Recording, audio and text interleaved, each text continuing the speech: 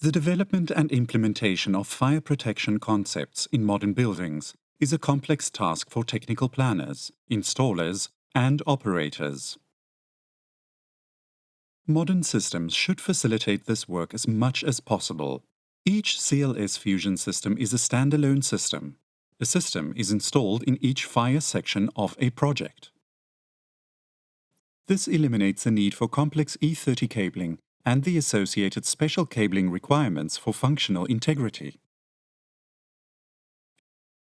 A simple 2-core NIM cable is sufficient to supply a final circuit and to assign each luminaire one of the 5 switching modes.